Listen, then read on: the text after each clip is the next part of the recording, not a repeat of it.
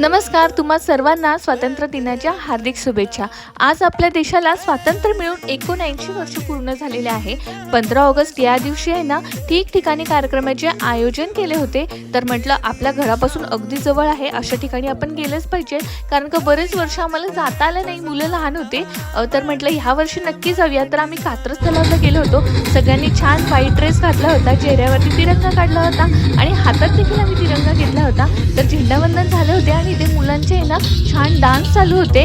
तर खूप छान वाटत होतं की लहानपणी स्कूलमध्ये 15 ऑगस्ट किंवा 26 जानेवारी तर हे आवडीचे दिवस असायचे, कारण का त्या दिवशी वेगवेगळे कार्यक्रम असायचे, भाषण असायचे, डान्स असायचे मुलांचे आणि त्यानंतर मिळणारा जो खाऊ तो म्हणजे सगळ्यात आवडीची गोष्ट।